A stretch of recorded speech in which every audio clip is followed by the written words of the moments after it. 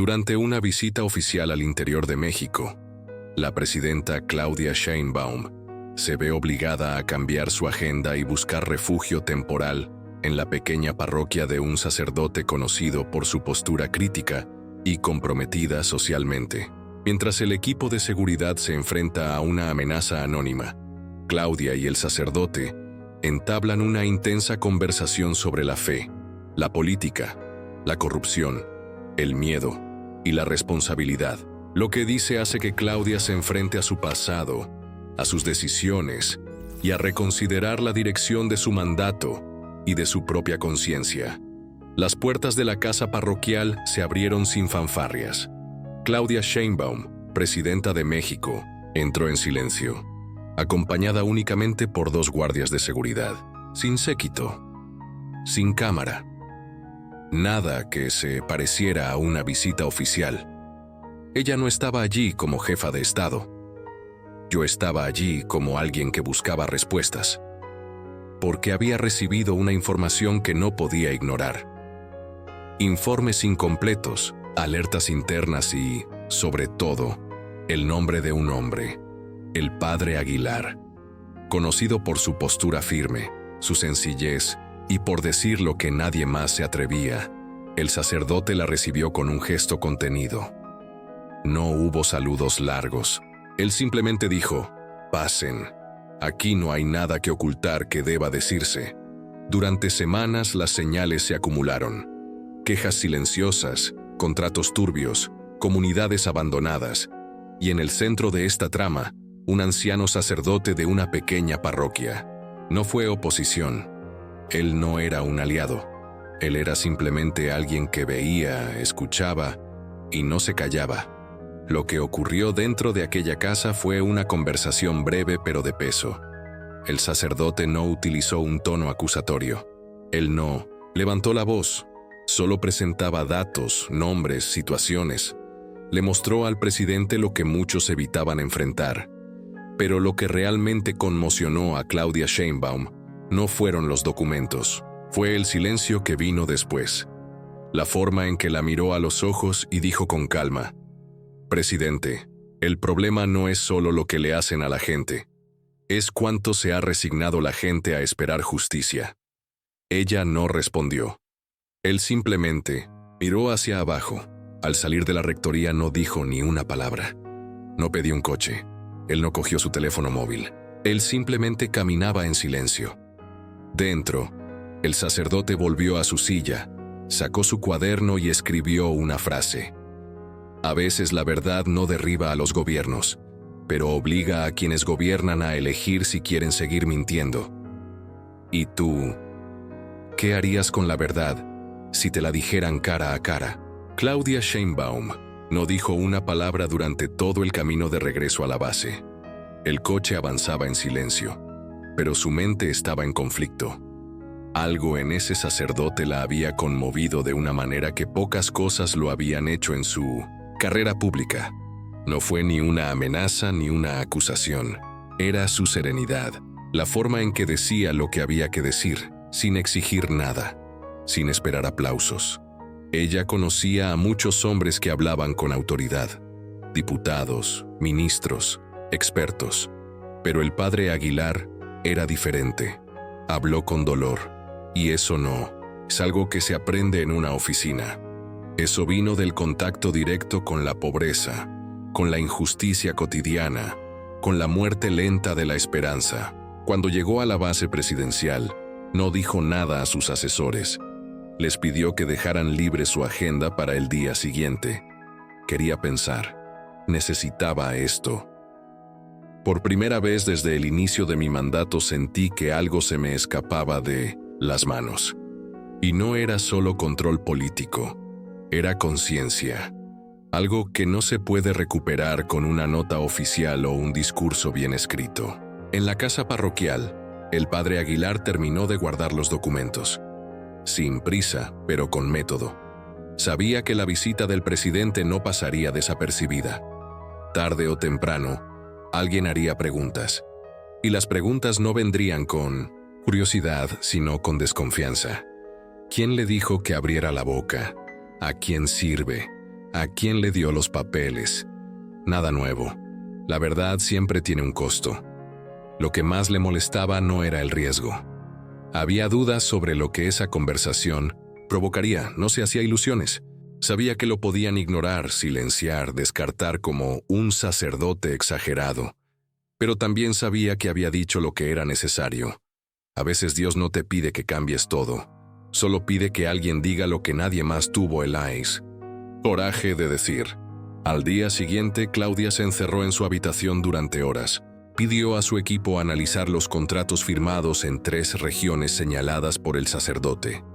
El informe llegó a última hora de la tarde, y por primera vez leyó algo que ya no podía justificar. Empresas con CNPJ de reciente creación, con sede en direcciones inexistentes, recibiendo millones de reales en servicios nunca prestados. Todos con vínculos indirectos con personas de su propia base. Sintió náuseas, no para la sorpresa, pero porque ella ya sabía que algo andaba mal. Simplemente evité mirar con atención. Y ahora, mirando, ya no podía alegar ignorancia. Sintió ganas de llamar al sacerdote, diciendo que entendí. Eso ya lo había visto, que tenía razón, pero a él no le importó. Aún no. En Mixquic, el sacerdote siguió su rutina.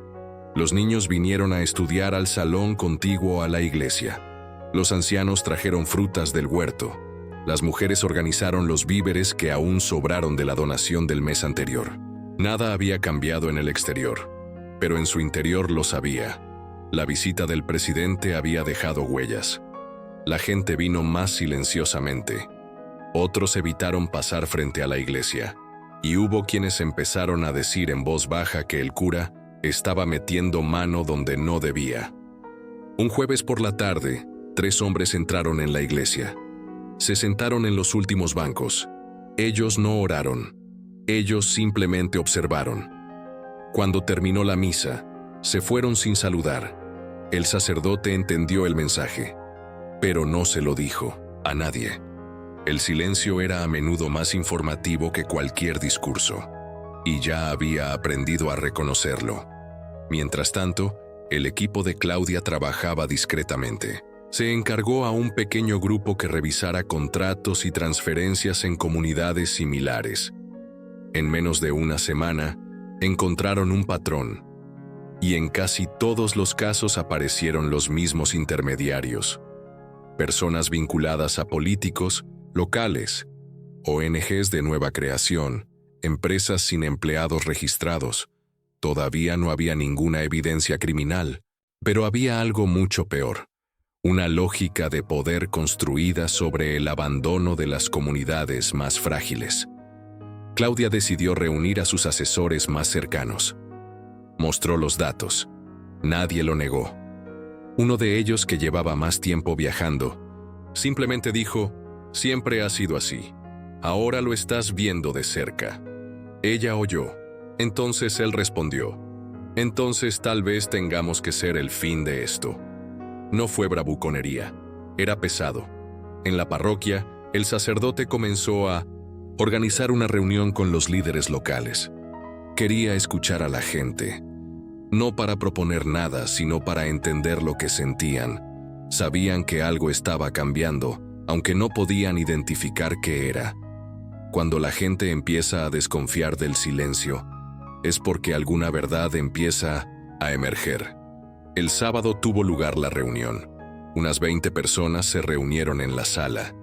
Vinieron agricultores, profesores, pequeños comerciantes. Todos tenían algo que decir, y casi todos comenzaban sus discursos con la misma frase: «Padre, usted sabe que no solemos hablar». Pero ellos hablaron. Sobre contratos que nunca se concretaron, promesas que nunca se materializaron, programas que solo existieron en la radio. Y sobre la sensación de que, por primera vez, alguien de allá arriba realmente me había escuchado. El sacerdote lo oyó todo. Escribió poco. Más que los datos, lo que importaba era la voluntad de decirlo. Al terminar, les dio las gracias y simplemente dijo: «Quienes siembran la verdad no saben cuándo la cosecharán». pero saben que un día crecerá. El lunes, Claudia Sheinbaum llamó personalmente a 3 gobernadores aliados. Les pidió que enviaran auditores independientes a sus regiones. No explicó por qué. Solo pidió colaboración. Se aceptan 2. Uno dudó. Dijo que podría abrir heridas. Ella respondió, estas heridas ya existen. La diferencia es, si fingimos que no duelen. Mientras tanto, el equipo de Claudia trabajaba discretamente. Se encargó a un pequeño grupo que revisara contratos y transferencias en comunidades similares. En menos de una semana, encontraron un patrón. Y en casi todos los casos aparecieron los mismos intermediarios. Personas vinculadas a políticos, locales, ONGs de nueva creación, empresas sin empleados registrados. Todavía no había ninguna evidencia criminal, pero había algo mucho peor. Una lógica de poder construida sobre el abandono de las comunidades más frágiles. Claudia decidió reunir a sus asesores más cercanos. Mostró los datos. Nadie lo negó. Uno de ellos, que llevaba más tiempo viajando, simplemente dijo, siempre ha sido así, ahora lo estás viendo de cerca. Ella oyó. Entonces él respondió, entonces tal vez tengamos que ser el fin de esto. No fue bravuconería, era pesado. En la parroquia, el sacerdote comenzó a organizar una reunión con los líderes locales. Quería escuchar a la gente, no para proponer nada, sino para entender lo que sentían. Sabían que algo estaba cambiando, aunque no podían identificar qué era. Cuando la gente empieza a desconfiar del silencio, es porque alguna verdad empieza a emerger. El sábado tuvo lugar la reunión. Unas 20 personas se reunieron en la sala. Vinieron agricultores, profesores, pequeños comerciantes. Todos tenían algo que decir, y casi todos comenzaban sus discursos con la misma frase: Padre, usted sabe que no solemos hablar. Pero ellos hablaron. Sobre contratos que nunca se concretaron, promesas que nunca se materializaron, programas que solo existieron en 1960, la radio, y sobre la sensación de que, por primera vez, alguien de allá arriba realmente me había escuchado. El sacerdote lo oyó todo. Escribió poco. Más que los datos, lo que importaba era la voluntad de decirlo. Al terminar, les dio las gracias y simplemente dijo: quienes siembran la verdad no saben cuándo la cosecharán, pero saben que un día crecerá. El lunes, Claudia Sheinbaum llamó personalmente a 3 gobernadores aliados.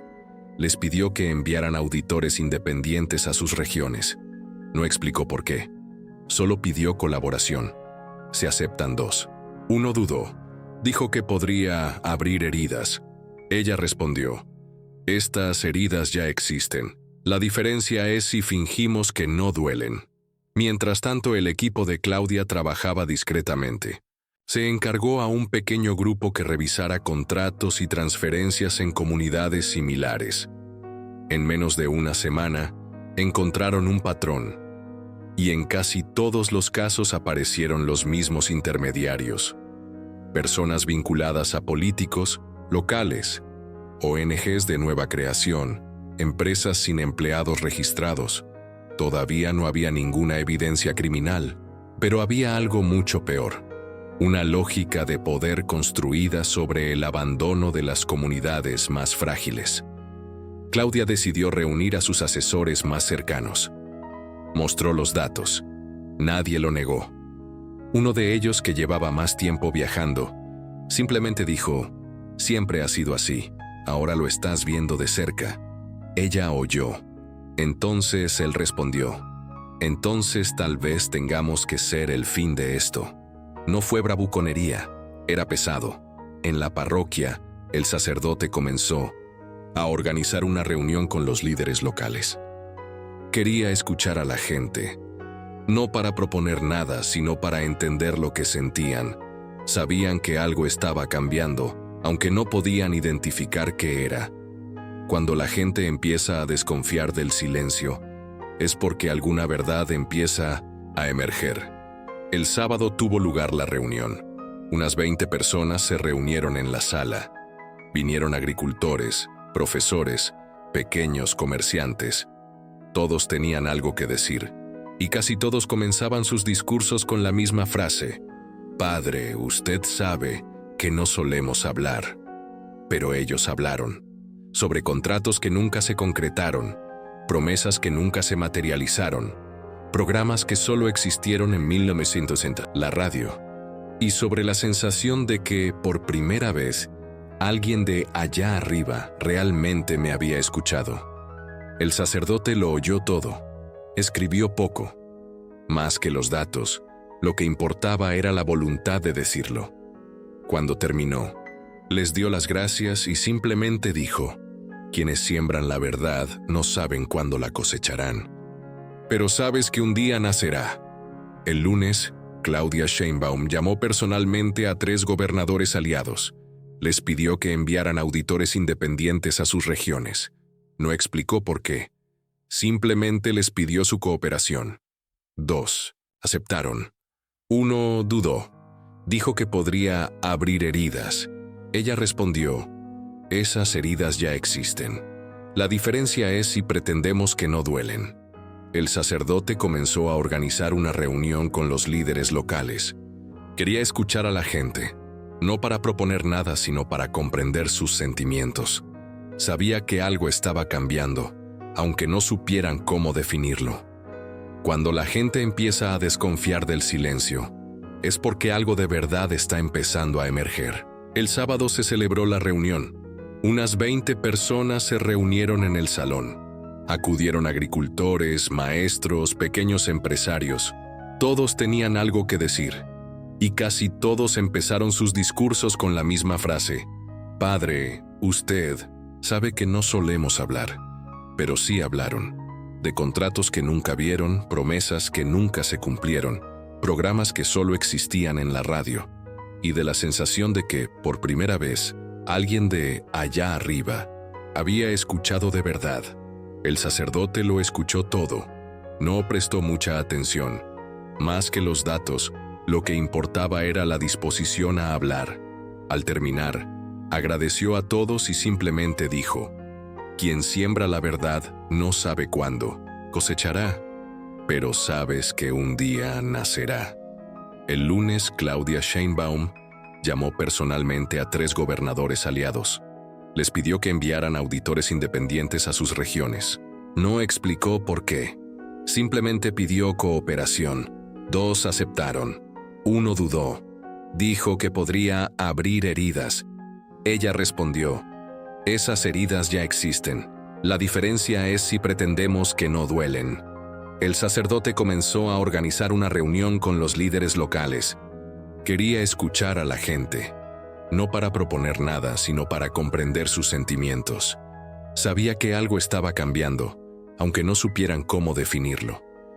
Cuando la gente empieza a desconfiar del silencio, es porque algo de verdad está empezando a emerger. El sábado se celebró la reunión. Unas 20 personas se reunieron en el salón. Acudieron agricultores, maestros, pequeños empresarios. Todos tenían algo que decir.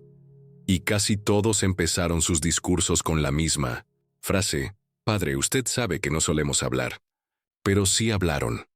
De contratos que nunca vieron, promesas que nunca se cumplieron, programas que solo existían en la radio, y de la sensación de que, por primera vez, alguien de allá arriba había escuchado de verdad.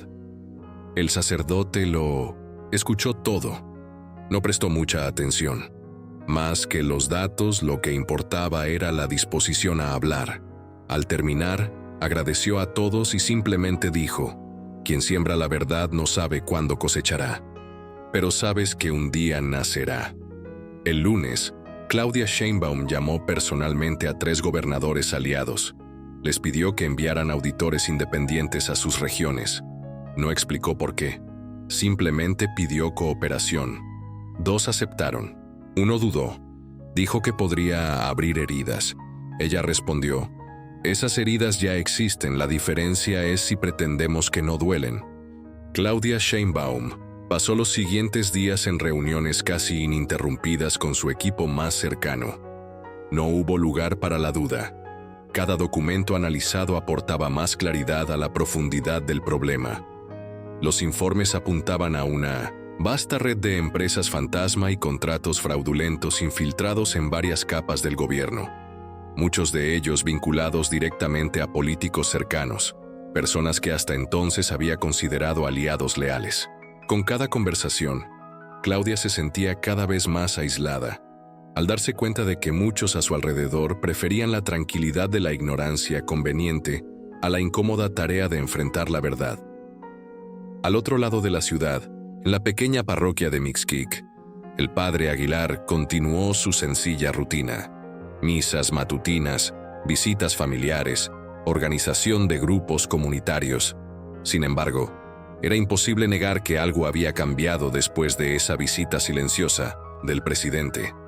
La gente del pueblo acudía a él con mayor frecuencia, no solo para buscar consuelo espiritual, sino también para expresar preocupaciones e inseguridades que anteriormente habían permanecido en silencio. El sacerdote escuchó pacientemente, entendiendo que al abrir un espacio de diálogo con Claudia, también había abierto una puerta para que su comunidad comenzara a romper el silencio. Una mañana, mientras Claudia revisaba nuevos informes en 1900 en su oficina, recibió una llamada telefónica inesperada.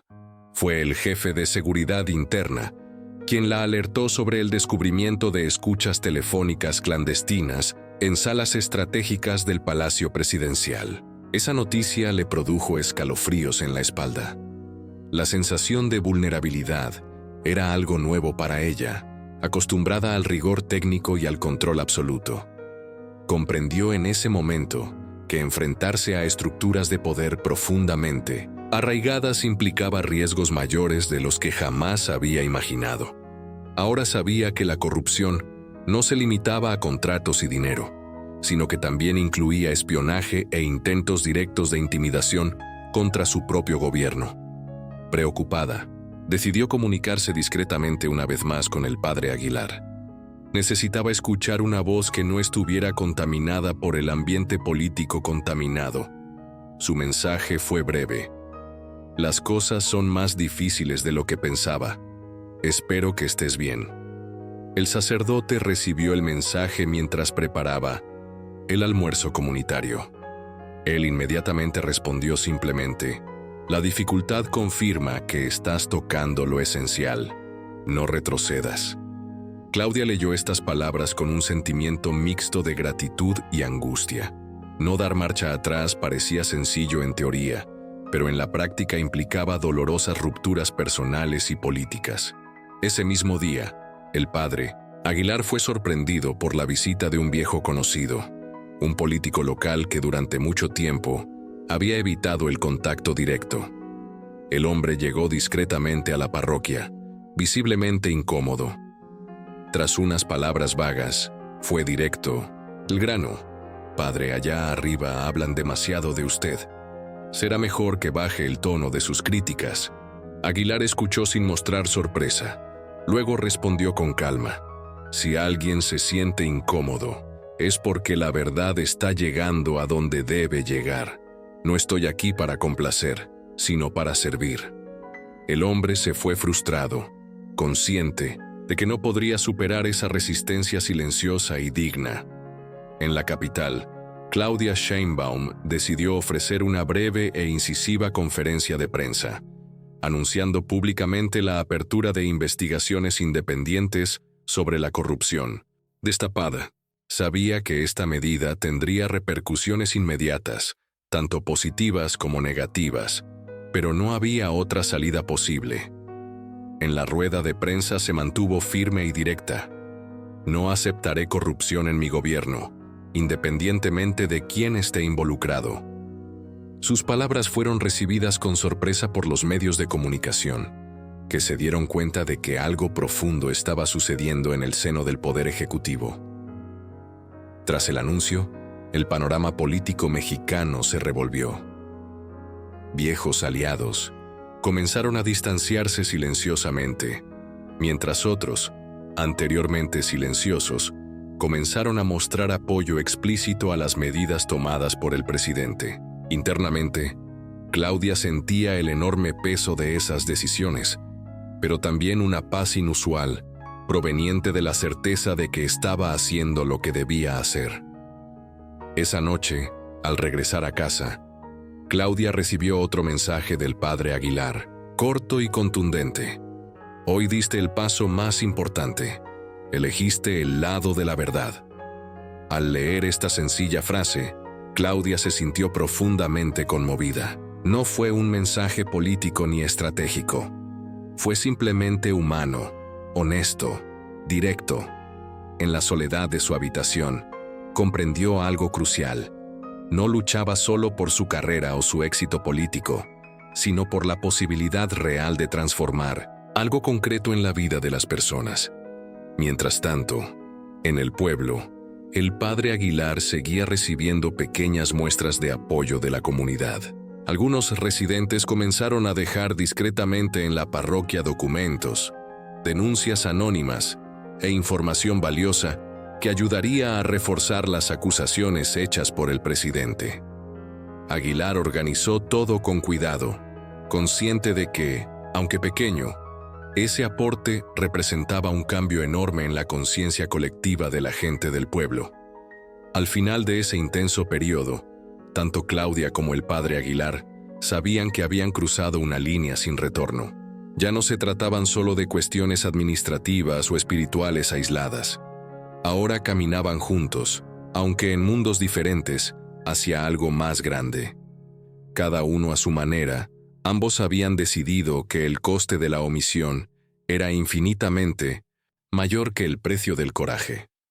No sabían exactamente dónde terminaría todo, pero eran plenamente conscientes de que habían tomado la única opción que podían: afrontar directamente lo que estaba mal, fuera cual fuera el coste. Y así, en 1900, ese punto crucial, ambos siguieron adelante. Claudia, fortalecida por la certeza moral que encontró en las sencillas palabras de un sacerdote. Aguilar, sostenido por la convicción de que su papel no era solo consolar, sino también despertar conciencias. Los siguientes pasos serían difíciles, quizá incluso más difíciles que los anteriores, pero tanto Claudia Sheinbaum como el padre Aguilar sabían ahora, con claridad inquebrantable, que la lucha por la verdad, por silenciosa y difícil que fuera, era el único camino capaz de devolver la dignidad al país y a la gente que lo habitaba, y esa certeza fue suficiente para que ambos siguieran adelante, sin retroceder ni un ápice. Tras el anuncio público de las investigaciones independientes, Claudia Sheinbaum se enfrentó a una avalancha de reacciones contradictorias.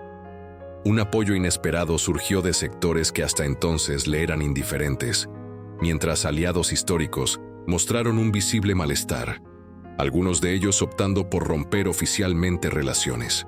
Cada día traía nuevos desafíos y presiones, con ataques mediáticos organizados, críticas de la oposición e incluso insinuaciones de sabotaje interno dentro de su propia administración. Sin embargo, Claudia se mantuvo firme, anclada en esa sencilla frase del padre Aguilar: no retrocedas. En los momentos de duda, esa frase se había convertido casi en un mantra silencioso, repetido mentalmente para reafirmar su coraje. Mientras tanto, en el pequeño pueblo de Mixquic, la vida del padre Aguilar experimentaba cambios sutiles pero significativos. Cada vez más residentes comenzaron a acercarse a él con historias nunca antes reveladas y denunciando injusticias y abusos de larga data que habían sido ignorados. El sacerdote escuchó cada relato con atención y paciencia, consciente de que ese movimiento espontáneo representaba algo mucho más grande: la recuperación de la voz de una comunidad que se había acostumbrado al silencio impuesto. El efecto de la discreta visita de Claudia había desencadenado un despertar colectivo, discreto pero firme y creciente. En una de estas reuniones informales después de la misa de la mañana, un joven del pueblo se acercó al sacerdote con un sobre viejo y arrugado en sus manos. Visiblemente nervioso, se lo entregó diciendo simplemente: «Mi padre murió por esto, padre. Nunca tuve el coraje de entregárselo antes». Dentro del sobre, había copias de viejos contratos y recibos que mostraban esquemas fraudulentos que involucraban a empresas locales directamente vinculadas al gobierno municipal. Aguilar agradeció tranquilamente al niño y le prometió que se aseguraría de que llegara a las manos adecuadas. Sabía exactamente qué hacer con esas pruebas. Esa misma noche, el sacerdote envió discretamente un mensaje a la presidenta Sheinbaum mencionando el material que había recibido y preguntando si podía entregarlo directamente a alguien de confianza en el gobierno. Claudia respondió de inmediato con instrucciones claras y seguras, indicando una persona específica para recibir el material. Esta pequeña colaboración simbolizaba perfectamente la discreta pero decisiva asociación que ambos habían establecido. El presidente con el poder formal para actuar institucionalmente y el sacerdote con la credibilidad moral para animar a la comunidad a revelar verdades que habían estado ocultas durante mucho tiempo. En los días siguientes, Claudia decidió viajar personalmente a algunas regiones críticas del país, donde la corrupción había afectado más directamente la vida de las personas. Sin grandes delegaciones ni anuncios oficiales previos, visitó escuelas públicas, hospitales y centros comunitarios, escuchando directamente de los ciudadanos relatos honestos y a menudo dolorosos sobre el impacto real de los fraudes bajo investigación. Estas visitas silenciosas, sin foco mediático, tenían un único objetivo: demostrar a la gente que su lucha era genuina y se basaba en hechos concretos. Con cada mirada y cada apretón de manos, Claudia se sentía fortalecida, a pesar del peso de las acusaciones que ahora cargaba públicamente. Al regresar a la capital, Claudia organizó una nueva reunión con su equipo legal y técnico para discutir los próximos pasos de la investigación. La evidencia recibida del padre Aguilar fue examinada, revelando un nivel aún más profundo de corrupción que involucraba a prominentes figuras públicas que habían operado durante años sin ningún escrutinio. En la reunión, Claudia fue incisiva. «Quiero que cada centavo robado al pueblo sea identificado y recuperado, sin importar quién se benefició». La determinación de la presidenta fue visible y contagiosa, inspirando nueva energía en sus asesores, quienes ahora comprendían plenamente la magnitud y la importancia histórica de esa investigación. Mientras Claudia intensificaba sus acciones, el padre Aguilar seguía lidiando con pequeñas intimidaciones locales. Una noche, al cerrar las puertas de la iglesia, encontró una nota amenazante debajo de la puerta: «Detente mientras aún puedas». El sacerdote lo leyó sin mostrar ningún temor, consciente de que estaba molestando intereses poderosos. En lugar de dar marcha atrás, decidió redoblar su compromiso con la verdad, aclarando discretamente a los residentes que cualquier intento de intimidación no debe ser temido, sino enfrentado con dignidad y coraje. Su respuesta silenciosa a la amenaza fue continuar exactamente como antes, sin dar lugar al miedo. Al final de esa intensa semana, Claudia recibió otro breve mensaje del padre Aguilar: «La intimidación ha aumentado por aquí, pero también nuestro coraje. No estamos solos». Claudia respondió con palabras firmes: «Realmente no lo son. Tu coraje inspira el mío». Este sencillo intercambio de mensajes consolidó aún más el vínculo invisible que unía a esas dos figuras tan diferentes, pero profundamente conectadas por la responsabilidad compartida de transformar una realidad marcada por la injusticia y la corrupción. A nivel interno, Claudia enfrentaba una creciente presión por parte de miembros de su propio partido que temían pérdidas electorales significativas debido a las investigaciones. Ella escuchó pacientemente todos los argumentos, pero respondió con firmeza: «Si tenemos que perder votos para recuperar la dignidad y la confianza de la gente, estoy dispuesta a pagar ese precio». Esa contundente declaración silenció momentáneamente las críticas internas, dejando claro que su decisión no era negociable ni reversible. A su vez, el padre Aguilar se dio cuenta de que cuanto más clara era su postura en defensa de la justicia y la verdad, mayor era el respeto y la admiración que recibía de los pobladores. Las personas que antes habían dudado en acercarse a él, ahora lo saludaban con sincera gratitud, conscientes de que su coraje representaba una protección moral para toda la comunidad. Y ambos eran plenamente conscientes de que, independientemente de los resultados inmediatos, la verdadera victoria ya se había alcanzado en el momento en que decidieron no permanecer más en silencio ante la injusticia. Claudia Sheinbaum se despertó con el sonido apagado de la lluvia contra las ventanas del Palacio Presidencial.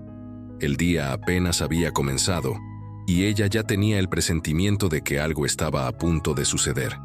Desde que decidió enfrentar los esquemas de corrupción, su rutina se había convertido en una sucesión de reuniones tensas, descubrimientos inquietantes y dilemas éticos. Esa mañana, cuando llegó a la sala de reuniones, encontró a sus principales colaboradores en silencio, con los ojos fijos en un solo documento sobre la mesa. Fue una denuncia anónima, detallada y acompañada de pruebas. Apuntó directamente a un alto funcionario del gobierno federal, involucrado en contratos fraudulentos con empresas fantasma, muchos de los cuales habían pasado desapercibidos durante años. Claudia no se sorprendió, pero el nombre mencionado le dolió profundamente. Era alguien a quien ella misma había ayudado a ascender en el servicio público. Respiró hondo, leyó cada línea y sin dudarlo ordenó: abran una investigación formal ahora, sea quien sea. La decisión causó un malestar inmediato. Uno de los asesores principales intentó argumentar que una acusación pública tan pronto podría desestabilizar la base política de apoyo. Pero Claudia respondió con firmeza: no estoy aquí para proteger alianzas corruptas, estoy aquí para proteger al pueblo. Mientras tanto, en el pueblo de Mixquic, el padre Aguilar enfrentaba nuevas tensiones. Después de que el joven entregó los documentos, otras personas comenzaron a buscarlo discretamente, dejándole papeles, notas y a veces simplemente frases susurradas en su oído después de la misa.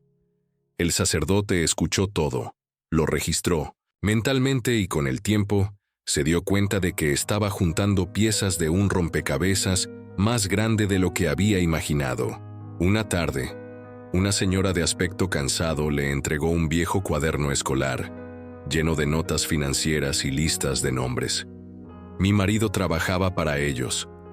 Esto es todo lo que conservaba antes de desaparecer, dijo con la voz quebrada. El padre Aguilar le dio las gracias con un leve gesto y colocó el cuaderno entre los libros del altar, donde sabía que nadie se atrevería a tocarlo. Días después, envió un nuevo mensaje a Claudia, informándole el material recibido. El presidente respondió en cuestión de minutos, pidiéndole que esperara el contacto directo de un investigador de confianza. A los pocos días, una joven, discreta llamada Elena, llegó al pueblo disfrazada de maestra visitante. Fue recibida por el sacerdote y por la noche se sentaron juntos en la sacristía para examinar los documentos. Lo que tenemos aquí podría involucrar a gente muy poderosa, dijo, pasando una de las páginas. El sacerdote simplemente asintió. La verdad no elige a quien afecta, simplemente hay que decirla. En la capital, la presión interna crecía. Dentro del propio partido, figuras influyentes comenzaron a moverse para intentar contener el avance de la investigación. Se convocaron reuniones paralelas y en los pasillos del poder empezaron a surgir propuestas de aplazamiento estratégico. Claudia, enterada de los movimientos, convocó una reunión de emergencia con sus principales aliados. No me detendré. Si alguien aquí quiere irse puede hacerlo ahora. Pero conmigo, solo quienes tengan el coraje de llegar hasta el final se quedarán. El silencio que siguió a su discurso fue tan intenso que aún se podía oír la lluvia cayendo afuera. Poco a poco, uno a uno, Los presentes fueron declarando su apoyo, algunos con palabras firmes, otros solo con la mirada. Claudia sabía que no todos estaban allí por convicción, pero en ese momento necesitaba unidad simbólica. En Ninus, su mente resonó la frase del padre Aguilar: no retrocedan. A la mañana siguiente, la prensa descubrió la discreta llegada de investigadores a varias ciudades del interior. Comenzaron a aparecer titulares, algunos elogiando el coraje de la presidenta, otros insinuando que estaba usando los escándalos para debilitar a sus oponentes. Claudia permaneció en silencio. Sus acciones hablarían por ella. El objetivo era claro: desmontar el sistema corrupto que llevaba años arraigado en las instituciones, incluso si eso significaba enfrentarse a fantasmas de su propio pasado. Esa misma semana, un operativo secreto coordinado entre el Ministerio Público y un equipo de inteligencia federal resultó en la detención de 2 empresarios acusados de lavado de dinero y malversación de fondos públicos. La noticia cayó como una bomba, y en menos de 24 horas, los nombres de los implicados estaban en todos los titulares. Lo que nadie sabía era que las primeras pistas de esta operación habían aparecido en los cuadernos entregados al padre Aguilar. Claudia observaba todo con una mezcla de alivio y preocupación. Sabía que cada paso exitoso traería nuevas reacciones violentas. Y ella tenía razón. La noche siguiente, su comitiva fue emboscada durante una visita sorpresa a un hospital en Oaxaca. El ataque no dejó heridos, pero el mensaje fue claro: había fuerzas interesadas en hacerla retirarse. En cambio, Claudia hizo lo contrario. Convocó una rueda de prensa al día siguiente y, con tono firme y mirada serena, declaró: si creen que me van a silenciar con el miedo, se equivocan. Esto demuestra que vamos por buen camino. Mientras tanto, el padre Aguilar comenzaba a notar los efectos de su firme postura dentro de su propia comunidad.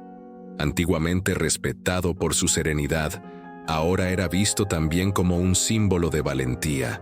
Jóvenes que nunca habían puesto un pie en la iglesia comenzaron a asistir a las misas no por fe, sino por curiosidad. Algunos vinieron solo a escuchar. Otros trajeron notas, historias, recortes de periódicos viejos. La sacristía se convirtió en un punto de resistencia silencioso, un lugar donde la verdad podía encontrar refugio. Una noche, un hombre mayor se acercó con pasos lentos y ojos llorosos. Padre, he visto cosas que lamento profundamente. ¿Puedo confesarme? Aguilar lo condujo al confesionario, pero comprendió que lo que allí se diría excedía los límites de la penitencia personal. Fue otra pieza del rompecabezas. La investigadora Elena continuó trabajando discretamente en el pueblo. Dormí en una habitación sencilla proporcionada por una familia local y pasé mis días organizando documentos, cruzando nombres, fechas y facturas. Poco a poco, la red de corrupción comenzó a tomar contornos más definidos. Algunas conexiones llevaron directamente a políticos activos, otras a figuras empresariales muy influyentes. En una noche silenciosa, Elena le confesó al sacerdote: «Tengo miedo. Si esto se revela pronto, podrían intentar silenciarme». Aguilar colocó una mano firme sobre la de ella. La verdad siempre tiene un precio, pero nunca se pierde. En la capital, Claudia recibía informes diarios sobre el avance de las investigaciones y los riesgos involucrados. Su oficina comenzó a operar bajo un sistema de seguridad reforzado, con reuniones en persona limitadas y comunicaciones encriptadas. Algunos aliados más antiguos, temiendo represalias, comenzaron a retirarse silenciosamente. Otros comenzaron a atacarla públicamente, llamándola traidora, autoritaria y populista. Claudia escuchó todo en silencio. Su objetivo era proteger a aquellos que arriesgaban sus propias vidas para reconstruir la confianza en las instituciones. Ordenó reforzar la seguridad de Elena y la autorizó a tener acceso directo a cualquier recurso necesario. Ella es nuestra primera línea. No puede caer. En Mixquic el ánimo empezaba a cambiar. Los residentes, anteriormente desconfiados, comenzaron a reunirse con mayor frecuencia en pequeñas reuniones comunitarias. Hablaron de política, de memoria, de dignidad. Lo que empezó como una diatriba se convirtió en una concientización, y el padre Aguilar, sin alzar jamás la voz, se convirtió en un ancla moral para todos. La presencia de Elena entre ellos dejó de ser extraña y empezó a ser recibida con respeto. Ella, a su vez, comenzó a sentir algo que nunca había experimentado en el trabajo: gratitud colectiva, un reconocimiento silencioso pero profundamente humano. Al final de esa intensa semana, Claudia recibió una llamada de Elena. «Presidente, hemos encontrado las pruebas que vinculan al principal operador con el desfalco multimillonario en el sector salud. Tenemos documentos, cuentas bancarias y registros de viajes». Claudia cerró los ojos por un momento, absorbiendo el peso de la noticia. Entonces ella respondió: «Prepárenlo todo. Vamos a presentar esto al país, y cuando eso suceda, quiero que estén a mi lado». Esa misma noche, Claudia recibió otro mensaje del padre Aguilar. «Aquí la gente está despertando. La verdad tiene raíces más profundas de lo que imaginábamos. Sigan adelante». El presidente respondió con una sola frase: «No nos retiraremos, jamás». Y en ese momento, la línea que conectaba a un pequeño pueblo olvidado con el corazón del poder federal se hizo definitiva. Fue más que una estrategia, fue la historia en movimiento. Claudia Sheinbaum amaneció con la mente ya en alerta. El avance de las investigaciones había sacudido estructuras muy poderosas y, aunque mantenía la calma frente a las cámaras, sabía que tras bastidores había agitación.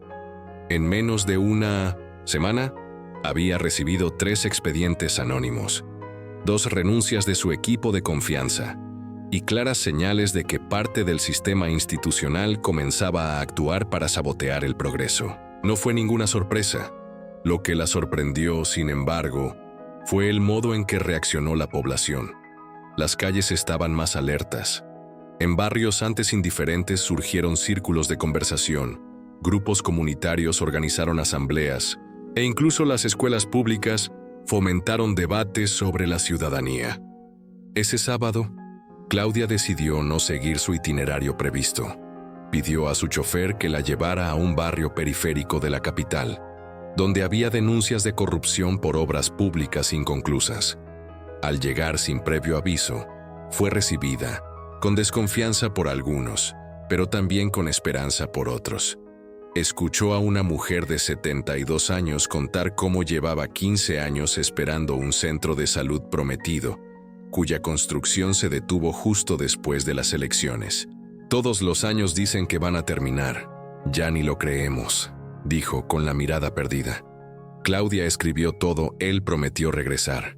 Allí no había cámaras ni discursos, solo hubo escucha y la decisión de actuar. Mientras tanto, el padre Aguilar se enfrentaba a una nueva realidad en Mixquic. El número de denuncias aumentaba cada día, y ahora contaba con la ayuda de 2 jóvenes de la comunidad, que se ofrecieron como voluntarios para organizar los informes y digitalizar documentos antiguos. Fue una tarea delicada, porque muchos residentes todavía tenían miedo. No era raro que alguien pidiera que no se mencionara su nombre al entregar material. Pero ahora había algo diferente. El coraje comenzaba a vencer al silencio. Una de esas mañanas, mientras catalogaba unas páginas amarillentas, Aguilar encontró una carta escrita por un ex empleado del ayuntamiento, fechada hacía 12 años, en la que detallaba malversación de fondos y manipulación de contratos con empresas fantasma. La carta nunca fue enviada, pero su contenido era extremadamente grave. Ese mismo día, Aguilar envió una copia al equipo que Claudia había designado, agregando una nota: «Esto es más grande de lo que pensábamos». Por la noche, Claudia leyó atentamente el contenido y convocó a una reunión extraordinaria con 2 fiscales y su equipo técnico. Sabía que necesitaba tomar decisiones rápidas antes de que el sistema reaccionara con más fuerza. Durante la reunión, uno de los abogados advirtió: si llegamos hasta el final, caerán figuras muy influyentes. Debemos estar preparados. Claudia respondió con firmeza: no estamos aquí para proteger nombres, sino para proteger a las personas. Al salir de la reunión, recibió una llamada de un número desconocido. Contestado, una voz masculina. Tranquila, dijo. Te estás pasando. Aún tienes tiempo de echarte atrás. Ella colgó sin contestar.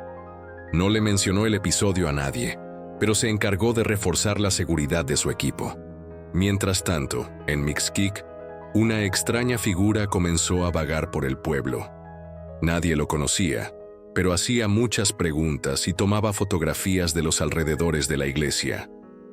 El sacerdote observó con cautela, pero no dijo nada a los residentes. Sabía que necesitaba mantener la calma. Esa noche, después de la última oración, recibió un mensaje de Claudia. Seguimos adelante, manténganse alerta, protejan los documentos. Él simplemente respondió, siempre. Y antes de dormirse, cerró la iglesia con más cuidado que de costumbre, consciente de que había cruzado el punto de no retorno. A la mañana siguiente, Claudia se despertó con una sensación de urgencia. Las investigaciones estaban en un punto crucial, pero el peso de la presión externa parecía crecer cada hora. Su equipo informó que se estaban filtrando más documentos a los medios y cada vez más periódicos empezaban a levantar sospechas sobre su gestión. Están intentando socavar nuestra credibilidad pieza por pieza, pensó mientras tomaba rápidamente un café antes de dirigirse a la oficina. Pero había algo que la mantenía en marcha: el apoyo silencioso pero creciente de la población. Visitas inesperadas a barrios y escuchar directamente las quejas fueron su ancla. Ella sabía que mientras siguiera actuando con transparencia y firmeza, podría capear el temporal. Sin embargo, con cada paso, sentía las miradas de sus oponentes sobre ella. En una crítica reunión con los fiscales, Claudia pidió un análisis detallado de los contratos relacionados con obras de infraestructura. Fue fundamental entender cómo funcionaba el sistema de corrupción desde dentro, con empresas fantasma e intermediarios que desviaban recursos destinados a la población. El equipo legal identificó rápidamente varias discrepancias, pero había una carta que aún no había sido analizada. Una carta de un informante anónimo que había llegado días antes. Cuando se leyó, todos en la sala comprendieron que el juego estaba a punto de cambiar. La carta hablaba de una red de alianzas dentro del propio gobierno, conectando a miembros de la administración municipal con empresas que se beneficiaron del fraude. Claudia sabía que a partir de ese momento, no solo estaba en riesgo su gobierno, sino que toda la estructura política podía verse sacudida. La carta contenía los nombres de funcionarios de alto rango, políticos influyentes e incluso miembros de su propio círculo íntimo. Al terminar de leer, dijo con firmeza: ahora tenemos que actuar. No podemos permitir que esto se diluya. Pidió a todos prepararse para la acción directa. Mientras tanto, Aguilar estaba en casa, reflexionando sobre el camino recorrido hasta el momento. No había vuelta atrás. El pequeño pueblo de Mixquic, que hasta entonces había vivido al margen de los grandes acontecimientos de la ciudad, estaba ahora en el centro de un gran movimiento de transformación.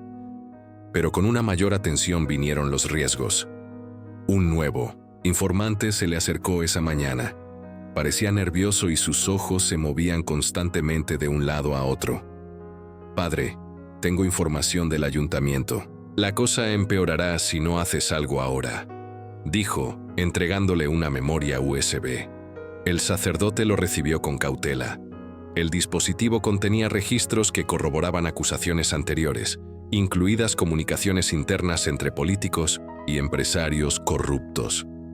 Una vez más, el peso de la responsabilidad cayó sobre él. Sabía que no podía rendirse, pero también era consciente de que su vida estaba en peligro. Después del servicio de esa noche, se reunió con sus jóvenes ayudantes y decidió que era hora de actuar con más audacia. La idea era simple: concertar una reunión discreta con un periodista de investigación, alguien que pudiera garantizar que la evidencia fuera visible sin exponerla directamente. Pero a medida que la idea tomó forma, surgió la pregunta: ¿era esta la mejor opción? Ya no había manera de confiar en nadie más que en él mismo y en sus aliados más cercanos. A la mañana siguiente, el padre Aguilar recibió una llamada telefónica de Claudia. Parecía tensa, pero su voz aún transmitía confianza. Hemos recibido la información. Ahora necesitamos que organices todo para que los documentos lleguen a los periodistas y los medios de comunicación tengan acceso a ellos de forma transparente. ¿Podemos contar con tu ayuda? El sacerdote respiró profundamente antes de responder. Lo haremos, pero quiero que sepa, presidente, que aquí en Mixquic, el pueblo está con usted.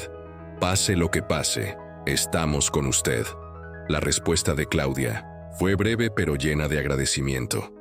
Estamos juntos, padre. Llegaremos hasta el final. A partir de ese momento, ambos supieron que las acciones a tomar eran aún más urgentes. Si la verdad se expusiera de la manera correcta, podría ser la clave para un nuevo ciclo político, pero también significaría que la batalla sería larga y llena de obstáculos. Al final del día, después de otra reunión, Claudia se sintió más segura de su misión.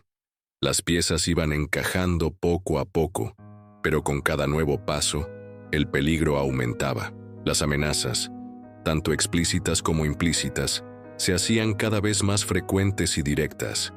Sin embargo, no estaba dispuesta a ceder. Aguilar también sintió que el peso de su misión se había intensificado. Cada paso que daba hacia la verdad parecía acercarlo a la delgada línea entre la justicia y el peligro. Cuando salió a celebrar misa a la mañana siguiente, el aire parecía denso. El pueblo de Mixquic estaba en silencio, pero lo que sucedía en las calles estaba a punto de cambiar el curso de la historia para todos. Los días siguientes fueron una mezcla de creciente tensión y pequeñas victorias. Claudia Sheinbaum, con su inquebrantable determinación, vio cómo la presión sobre ella aumentaba, tanto interna como externa. Con cada paso que daba, se enfrentaba a nuevos desafíos, aliados políticos que empezaban a distanciarse, periodistas que insistían en dudar de sus intenciones y una oposición feroz que no le daba cuartel. Sin embargo, los momentos de desesperación fueron breves, rápidamente reemplazados por la fuerza de su convicción.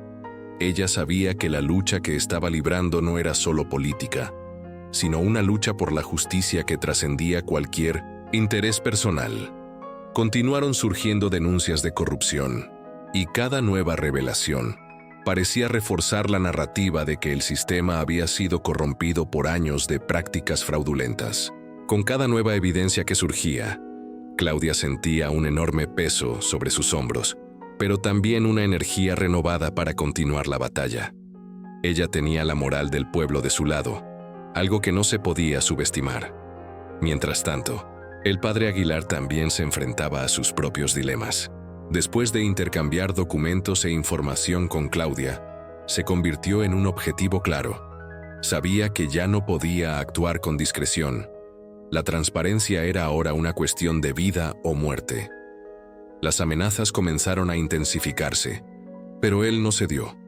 Al contrario, su fe y su coraje se fortalecieron. Él había elegido su camino y estaba dispuesto a afrontar las consecuencias, cualesquiera que fueran. Durante una reunión secreta con algunos de los jóvenes más comprometidos de su comunidad, el padre Aguilar los miró severamente. La lucha por la justicia no es fácil, pero es necesaria. Todos tenemos un papel que desempeñar en este proceso, y la verdad no puede silenciarse. Cueste lo que cueste, no podemos dar marcha atrás ahora.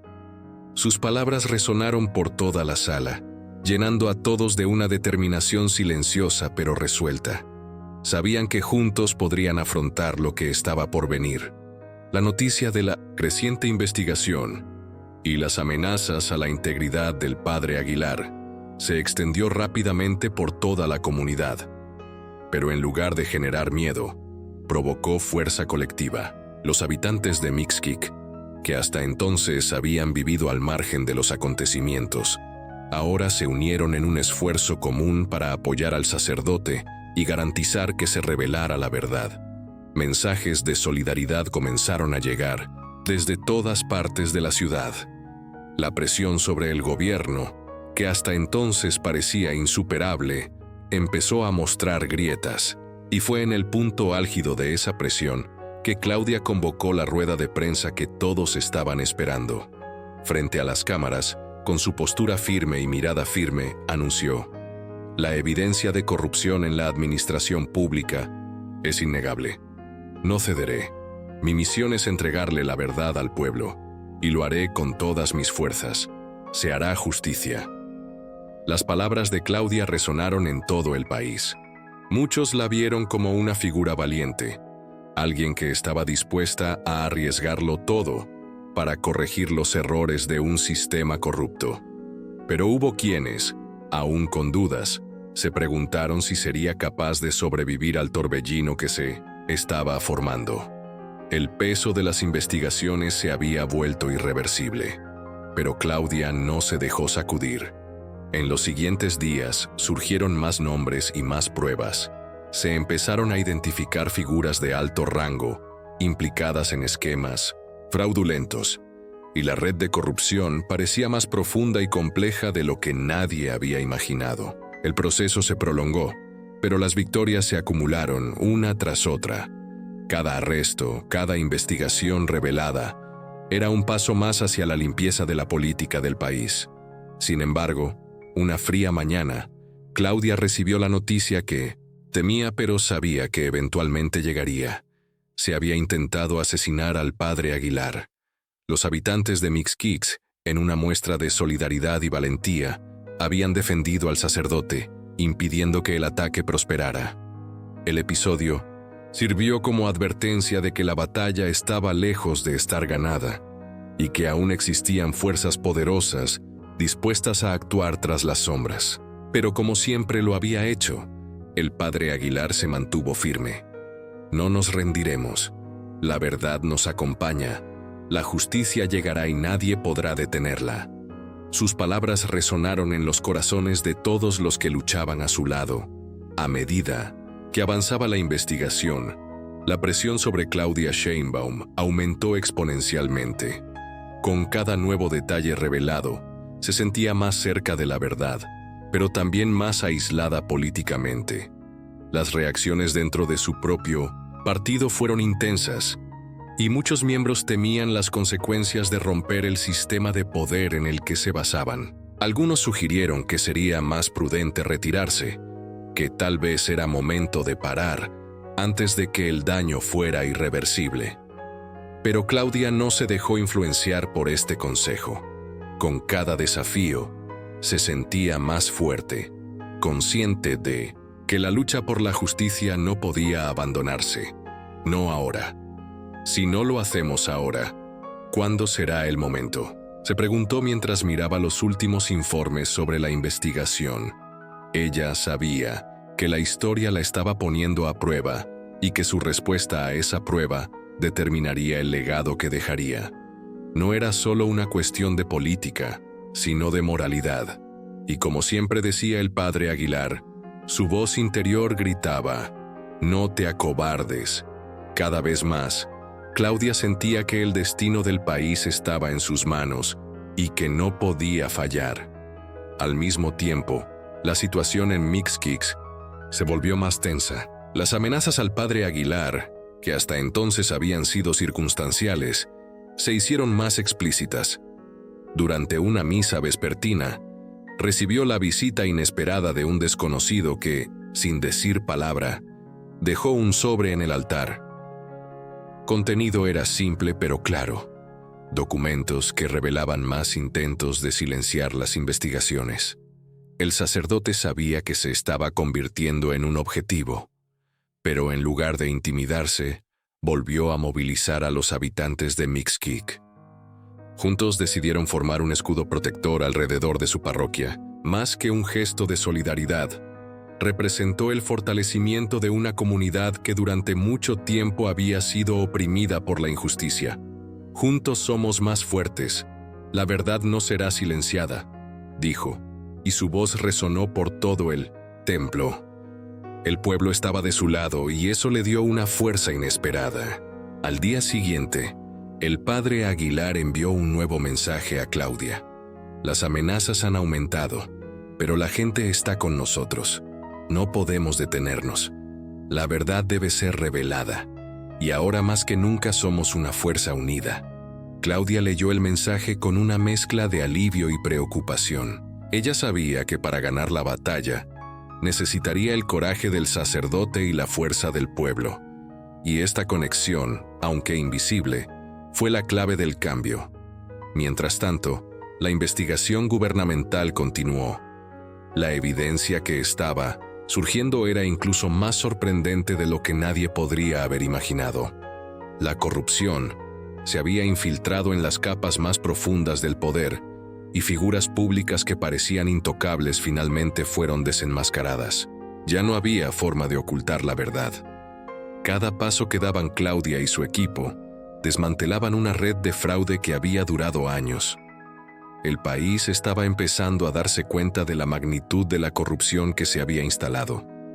Fue en 1206, medio de esta creciente tensión que, en una noche fría, se frustró el intento de asesinato del padre Aguilar. Los habitantes de Mixquic, alertados por su instinto de protección, impidieron el ataque, pero la advertencia fue clara. Quien se atreviera a desafiar el sistema corrupto pagaría el precio.